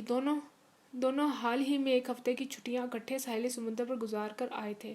ساحل سمندر سے ان کے ہوٹل کے کمرے میں گزری تمام راتوں کی کہانیاں ان تصویروں میں موجود تھی۔ ایسی غضب کی تصویر کشی تھی کہ دنیا کا کوئی ایکسپرٹ بھی یہ نہیں کہہ سکتا تھا کہ یہ تصاویر چوری چھپے اتار لی گئی ہیں۔ یوں لگتا تھا جیسے انہیں دونوں نے اپنی مرضی سے تیار کروائی ہیں۔ اف میرے خدایا، یہ کیا مصیبت آ گئی! فہیمہ کا رنگ زرد پڑنے لگا۔ تصاویر اس کے ہاتھ سے نیچے گر پڑی۔ حوصلہ کرو فہیمہ، کوئی راستہ نکل آئے گا۔ مجھے تو خود سمجھ نہیں آ رہی کہ یہ کیا ہو گیا ہے۔ مجھے اپنی پرواہ نہیں، لیکن خدا نخواستہ اگر تمہاری حکومت کو اس بات کی بھنک بھی پڑے گی کہ تمہارے تعلقات کسی اسرائیلی نوجوان سے ہیں تو تم جانتی ہو کہ تمہارے سارے خاندان کو کس عذاب سے گزرنا پڑے گا، اور خود تمہیں۔ اور میرے خدایا جانے یہ کس حرام خور کی حرکت ہے۔ وہ کیا چاہتا ہے؟ فہیمہ، میں عراق کے انٹیلیجنس کو تم سے زیادہ جانتا ہوں۔ یہ لوگ درندے ہیں، درندے تمہاری بوٹیاں نوچ ڈالیں گے۔ وہ بڑی مکاری سے فہیمہ کو آنے والے کام کے لیے شعوری طور پر آمادہ کر رہا تھا۔ چند ہی منٹ میں فہیمہ کو سمجھ آ گئی کہ جس شخص نے بھی یہ کام کیا ہے وہ نہ صرف اس کی بلکہ اس کے سارے خاندان کی زندگیاں برباد کر سکتا ہے۔ عراقی انٹیلیجنس کو اس سے زیادہ علم اور کسے ہو سکتا ہے؟ وہ جانتی تھی کہ کسی اسرائیلی نوجوان کے ساتھ کسی عراقی لڑکے کے جنسی مراسم کی سزا کتنی اذیت ناک ہو سکتی ہے، شاید اس کے تصور سے بھی زیادہ بھیانک۔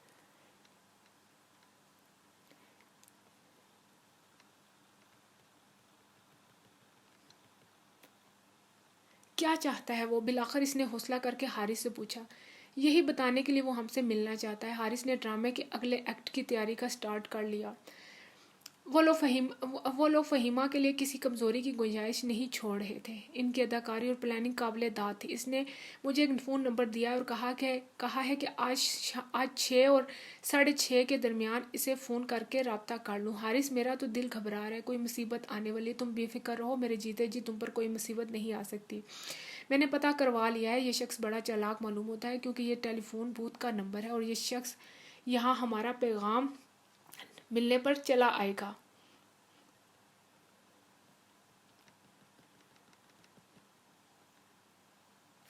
پہلے میں نے اس کے لیے کسی پرائیویٹ سرگزاشتہ کی ڈیٹیکٹیو کی خدمات حاصل کرنے کی متعلق سوچا تھا، لیکن اب میں نے ارادہ بدل دیا ہے۔ فہیمہ میں نہیں چاہتا کہ اس بات کا کسی دوسرے شخص کو علم ہو. تم نہیں جانتے کہ اگر یہ اطلاع عراقی سفارت خانے کو پہنچ گئی تو وہ میرے خدایا. فہیمہ ہمیں اس کی کچھ بھی قیمت ادا کرنی پڑے, کچھ بھی. فہیمہ کو اب حارث کی فکر ہونے لگی تھی اور اس کی پریشانی شاید برداشت نہیں کر سکا تھا اور آپے سے باہر ہو رہا تھا. میں بلاتا ہوں اسے, آخر بات کر لینے میں کیا حرج ہے, ذرا میں بھی تو اس ذات شریف کو دیکھوں. بالآخر حارث نے کہا. ٹھیک ہے. فہیمہ کی آواز کسی کنویں سے آتی سنائی دے رہی تھی. حارث اس کی ڈھارس بندھانے کے لیے ہر ممکن طریقہ استعمال کر رہا تھا, جبکہ فہیمہ خود سے زیادہ اس کی فکر دامن گیر تھی. وہ دونوں اپنے حواس قائم رکھنے کے لیے شراب کا سہارا لیا کرتے تھے. اب انہیں بے چینی سے 6 بجے کا انتظار تھا. 6 بجے حارث نے فون کیا اور 15-20 منٹ بعد اطلاعی گھنٹی بجی. اس درمیان فہیمہ نے حارث کو پستول اپنی جیکٹ کی جیب میں رکھتے دیکھ لیا تھا. یہ کیا کرنے لگے ہو تم؟ وہ گھبرا گئی. میں اس حرامی کا خاتمہ کر دوں گا. فہیمہ مجھے اپنی پرواہ نہیں, مجھے مر جانا قبول ہے, لیکن میں تمہارا دکھ برداشت نہیں کر سکتا, اس نے روحانسی آواز میں کہا. تو فہیمہ کو اپنا دل ڈوبتا محسوس ہوا. نہیں حارث, خدا کے لیے غلطی نہ کرنا, کہیں ہم ایک مصیبت سے بچتے دوسری مصیبت میں نہ پھنس جائیں. اس نے زبردستی حارث کے ہاتھ سے پستول لے کر دوبارہ اسی جگہ دراز میں رکھ دیا تھا. حارث کے دروازہ کھولنے پر انہیں ایک دراز کا شکل دکھائی دی. آنے والا شخص شکل سے خاصا موزس دکھائی دیتا تھا. میرا نام ڈیوڈ ہے, اس نے بے تکلفی سے حارث کی طرف ہاتھ بڑھاتے ہوئے کہا, لیکن یہ صحیح نام نہیں ہے. برکیف آپ مجھے اس نام سے مخاطب کر سکتے ہیں. حارث نے اس سے ہاتھ ملانا بھی پسند نہیں کیا تھا. میں آپ کی ذہنی حالت کا اندازہ کر سکتا ہوں, لیکن مجھے افسوس ہے کہ ناگوار فریضہ انجام دیا میں نے. یہ کہتے ہوئے وہ خود ہی ایک آرام دہ صوفے پر ڈھیر ہو گیا. موزس خاتون, کیا آپ کے ہاں مہمانوں سے یہی سلوک کیا جاتا ہے؟ اس مرتبہ اس نے فہیمہ کو مخاطب کیا. شٹ اپ, اگر تم نے میری دوست سے بات کرنے کی کوشش کی تو یہیں تمہارا خون پی جاؤں گا. حارث اتنی شاندار اداکاری کر رہا تھا, خود اسے بھی حیرانی ہو رہی ہوگی کہ وہ کبھی اتنا کامیاب اداکار بھی رہا ہوگا. ٹھیک ہے, جیسے آپ کی مرضی. میری تو خواہش صرف اتنی سی تھی کہ جو بھی بات ہو وہ آپ دونوں کی موجودگی میں ہو. ڈیوڈ نے لاپرواہی سے کہا. دیکھو, زیادہ بک بک کرنے کی ضرورت نہیں. تمہیں جتنی رقم درکار ہے لو اور یہاں سے دفع ہو جاؤ. یہ کہتے ہوئے حارث نے اس کے سامنے چیک بک پھینک دی. تم اس پر رقم لکھ دو, میں دستخط کر دوں گا. آپ بہت جذباتی ہو رہے ہیں. میرے خیال سے مجھے ابھی چلے جانا چاہیے. ابھی کوئی بھی بات پھر کبھی بات ہو جائے گی. یہ کہہ کر ڈیوڈ اپنی جگہ سے اٹھنا چاہا, لیکن حارث نے پھرتی سے اسے دراز کھول کر پستول ہاتھ میں تھام لیا تھا. میں تمہیں جان سے مار ڈالوں گا, اس نے غصے سے چلاتے ہوئے کہا. بس رو چشم. ڈیوڈ نے مسخرے کی طرح جھکتے ہوئے اپنی گردن جھکا دی, پھر کھڑا ہو گیا. مسٹر حارث, یا تو آپ بیوقوف ہیں یا پھر آپ کا ذہن معاف ہو چکا ہے. میں نے آپ کو تصاویر بھیجی اور ان کے نیگیٹو نہیں, اور ہاں, میرا تعلق کسی لچے لفنگے گروپ سے نہیں, ایک انٹیلیجنس ایجنسی سے, اور میں یہاں چھک مارنے نہیں آیا. گو کہ اس نے اپنی ایجنسی یا ملک کا نام نہیں بتایا, لیکن فہیمہ کو اچھی طرح سمجھ آ گئی تھی کہ وہ کون ہے. اس نے محسوس کیا کہ حارث بھی کچھ گھبرا گیا ہے. دیکھو مسٹر حارث, تم دونوں سمجھدار ہو, تمہیں ہمارے ساتھ تعاون کرنا ہوگا. اگر تم اپنی محبوبہ کی سلامتی چاہتے ہو تو چپ چاپ ہمارا کہنا مانتے جو. میں صرف ایک شریفانہ وعدہ کر سکتا ہوں کہ آپ کی دوست ہم سے کبھی اس کی استطاعت سے زیادہ کام نہیں لیں گے. اس سے زیادہ کوئی وعدہ نہیں کر سکتا. ڈیوڈ کا لہجہ خاصا گھمبیر تھا. مجھے سمجھ نہیں آتی ہم تمہارے لیے کیا کر سکتے ہیں. ظاہر ہے ہم کوئی غیر قانونی کام نہیں کریں گے. حارث نے چڑھ کر کہا. میں کوئی غیر قانونی کام نہیں کہہ رہا. تمہاری دوست کا تعلق عراق سے ہے اور اس کا آنا جانا ایمبیسی میں لگا رہتا ہے. بس ہمیں کبھی کبھی کوئی معلومات درکار ہوتی ہے, وہ لا دیا کرے تو ہم دوست ہیں. اور ہاں, جہاں تک پیسوں کے معاملات ہیں, اس بات کا خیال رکھنا کہ اگر تمہاری دوست کا تعاون جاری رہا تو ہم نہ صرف تمہاری ضروریات کے ذمہ دار ہوں گے, بلکہ دنیا کے ہر اس ملک کے دروازے جس کے ساتھ اسرائیل کے سفارتی تعلقات ہیں تمہارے لیے کھل جائیں گے. ٹھیک ہے, اب تم جاؤ, اور آئندہ تم صرف مجھ سے رابطہ کرو گے, میری دوست سے نہیں. حارث نے پھاڑ کھانے والی لہجے میں کہا. ٹھیک ہے, ہمیں کیا اعتراض ہو سکتا ہے, جیسے تمہاری مرضی. ہمیں تو عام کھانے سے غرض ہے, گٹلیاں گننے سے نہیں, ڈیوڈ نے کہا اور چلا گیا. اس کی روانگی کے بعد دونوں ایک دوسرے کو تسلیاں دیتے رہے. حارث اس مصیبت کے لیے خود کو ذمہ دار ٹھہرا رہا تھا, اور فہیمہ اپنے آپ کو قصوروار گردان رہی تھی. موساد کے ایجنٹ حارث نے بڑی کامیابی سے اس کھیل کا انجام تک پہنچا دیا تھا. اگلے ہی روز ڈیوڈ نے انہیں پہلا ٹاسک دے دیا تھا۔ عراق کی ایمبیسی میں موجود ایک تھرڈ سیکرٹری کے کوائف کا پتہ لگانا تھا۔ فہیمہ کے لیے یہ کوئی مشکل کام نہیں تھا۔ اس نے اپنے اثر و رسوخ سے جلد ہی اس کے متعلق تقریباً تمام معلومات حارث تک پہنچا دی، جس سے یہ معلومات پھر ڈیوڈ کو منتقل ہوگی۔ اس کے بعد یہ سلسلہ چل نکلا۔ فہیمہ جانتی تھی کہ دونوں بری طرح پھنس چکے ہیں۔ اس درمیان حارث نے بڑی کامیابی سے نہ صرف اسے شراب نوشی کا عادی بنا دیا تھا بلکہ جوا کھیلنے کی عادت بھی ڈال دی تھی۔ اس کام کے لیے فہیمہ کو جو رقم درکار ہوتی تھی وہ حارث سے یہ کہہ کر دیتا تھا کہ یہ ان لوگوں نے اس کے لیے دی ہے۔ فہیمہ کو اب اس کام کی عادت سی ہو گئی تھی۔ 2-3 ماہ بعد وہ ضمیر کے بوجھ سے بھی آزاد ہو چکی تھی۔ شاید اس نے لاشعوری طور پر اس سزا کو قبول کر لیا تھا۔ اس کی کوشش یہی ہوتی تھی کہ جس طرح بھی ممکن ہو موساد سے زیادہ پیسے وصول کر سکے۔ جیسے جیسے وہ کمزور ہو رہی تھی، موساد کے تقاضے بڑھتے جا رہے تھے۔ ڈیوڈ کے علاوہ اب ایک اور شخص نے بھی اس سے ملنا شروع کر دیا تھا۔ اس درمیان حارث بری طرح اس کے حواس پر چھا چکا تھا۔ فہیمہ جانتی تھی کہ حارث صرف اس کی وجہ سے اس مصیبت میں گرفتار ہوا ہے، ورنہ وہ ان کی باتوں کی پرواہ کبھی نہ کرتا، کیونکہ وہ برٹش شہری تھا اور اسرائیلی انٹیلیجنس کے لوگ اسے ڈرا دھمکا کر بھی اس کا کچھ نہیں بگاڑ سکتے۔ فہیمہ یہ بھی محسوس کر سکتی تھی جب سے وہ اس جنگل میں پھنسے ہیں، حارث پہلے سے زیادہ اس کا خیال رکھنے لگا ہے۔ وہ اس کی ہر جائز ناجائز خواہش پوری کرنے لگا ہے۔ ایک روز جب فہیمہ نے اس کے سامنے شادی کی تجویز رکھی تھی تو بھی حارث نے بغیر کسی ہچکچاہٹ کے ہاں کر دی تھی، لیکن اس کے ساتھ ہی اس نے خواہش ظاہر کر دی کہ اس کی شادی تل ابیب میں انجام پائے گی۔ لیکن یہ کیسے ممکن ہے؟ فہیمہ نے حیرانگی سے پوچھا۔ تمہارے دوست آخر کس دن کام آئیں گے؟ اب تو تمہارے تعلقات بھی ان لوگوں سے بہت اچھے ہیں۔ اس کا اشارہ موساد کی طرف تھا۔ فرض کیا وہ وہاں بھی کر دیں تو بھی کچھ مجبوریاں ہیں۔ آخر میں عراق کی شہری ہوں۔ میرے ساتھ شادی کرنے کے بعد تم برٹش شہری بن جاؤ گی۔ فی الوقت اگر تمہارے پاس عراقی پاسپورٹ بھی ہے تو کوئی مذائقہ نہیں۔ میرے خیال سے اگر ہم لوگ انہیں کہیں تو وہ کوئی نہ کوئی راستہ نکال لیں گے، کیونکہ متعدد بار انہوں نے خواہش ظاہر کیا کہ ہم ان کو کوئی خدمت بتائیں۔ حارث آخری اور بھرپور حملہ کرنے جا رہا تھا۔ ایک مرتبہ اگر یہ لڑکی اسرائیل کا دورہ کر آئی تو موساد اسے اس بری طرح اپنی گرفت میں لے سکتی ہے کہ پھر شاید ہی اپنی مرضی کے مطابق مر بھی نہ سکے۔ اگر تمہاری یہی خواہش ہے تو فہیمہ نے سر جھکا لیا۔ حارث دیوانہ وار اس سے لپٹ گیا۔ اگلے روز انہوں نے ڈیوڈ کو ملاقات کے لیے بلایا تھا۔ ڈیوڈ کے سامنے حارث نے اس خواہش کا اظہار کرتے ہوئے اسے فہیمہ کی تفتیش سے آگاہ کیا۔ یہ معاملہ ہم پر چھوڑ دیجیے۔ کسی کو کانوں کان خبر نہیں ہوگی۔ عراق ایمبیسی میں کسی کے متوجہ ہونے کا سوال ہی نہیں پیدا ہوتا۔ آپ صرف ایک ہفتہ لندن سے چھٹیاں باہر گزارنے کا تصور دیں۔ ہم آپ دونوں کو اس طرح لے جائیں گے اور واپس لائیں گے کہ کسی کو کانوں کان خبر بھی نہ ہوگی۔ آپ کی دوست کے پاسپورٹ پر کوئی مہر نہیں لگے گی، آپ مطمئن رہیں۔ اس نے دونوں کو مکمل اطمینان دلاتے ہوئے کہا۔ 3 روز بعد ایک دن ان دونوں کو اسرائیلی ایئر لائن کی ایک پرواز کے ذریعے لندن سے تل ابیب پہنچا دیا گیا۔ ان لوگوں نے فہیمہ کے لیے بطور خاص اسرائیلی پاسپورٹ کا اہتمام کیا تھا۔ وہ اسرائیل کے ایک شہری کی حیثیت سے ہی سفر کر رہی تھی۔ اس کے پاسپورٹ پر برطانیہ کا کثیر المقصد ویزا لگا ہوا تھا۔ فہیمہ کو اس بات کا کبھی علم نہ ہو سکا کہ یہ سارا کام کس طرح انجام پایا اور وہ بالکل محفوظ و مامون سفر کر رہی تھی۔ تل ابیب کے ہوائی اڈے پر حارث کے جعلی رشتہ دار، جو دراصل موساد کے لوگ تھے، ان کے استقبال کے لیے موجود تھے۔ ان میں نوجوان لڑکیاں، عورتیں، بچے اور بزرگ سب ہی موجود تھے۔ سب نے فہیمہ کا پرتپاک خیر مقدم کیا اور روایتی انداز میں اس کے ساتھ تصاویر بنوائی، پھر انہیں تل ابیب کے ایک 5 اسٹار ہوٹل میں پہنچا دیا۔ ان کی شادی یہاں آمد کے تیسرے روز ہی انجام پا گئی۔ فہیمہ کو احساس ہی نہ ہو سکا کہ اس کی اسرائیل میں موجودگی کا ایک ایک پل کیمرے کی آنکھ کے لیے محفوظ کر لیا گیا ہے۔ سینکڑوں تصاویر اور ویڈیو فلم مسلسل بن رہی تھیں۔ دونوں اب شادی کے بندھن میں بندھ چکے تھے۔ ان کی شادی عیسائی رسوم و رواج کے مطابق ایک گرجے میں انجام پائی۔ فہیمہ نے یہاں 8 کے بجائے 10 دن لگا دیے۔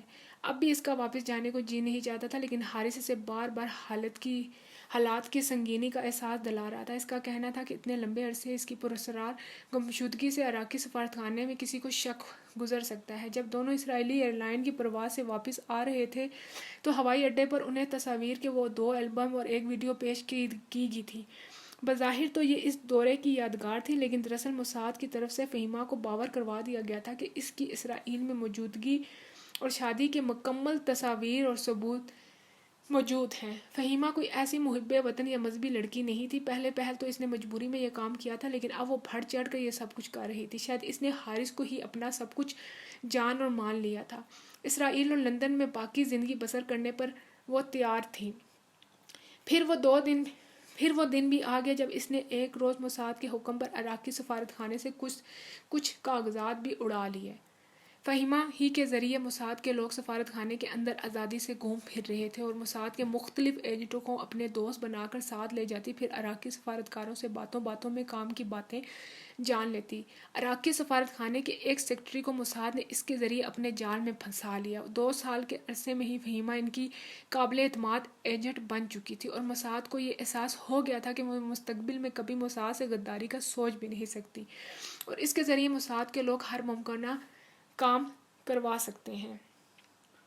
کل رات ہی سے اسے حارث نے فیصل نامی کسی شخص سے، جو حال ہی میں عراقی سفارت خانے میں آیا تھا، دوستی کرنے اور اس کی آمد کا مقصد جاننے کے لیے کہا تھا۔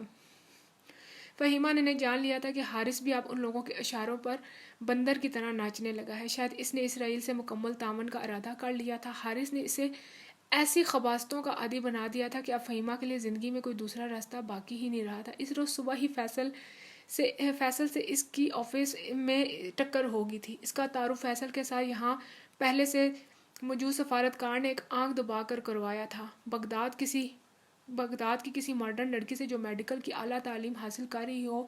دوستی کا تصور ہی فیصل کے لیے خوش آئندہ تھا۔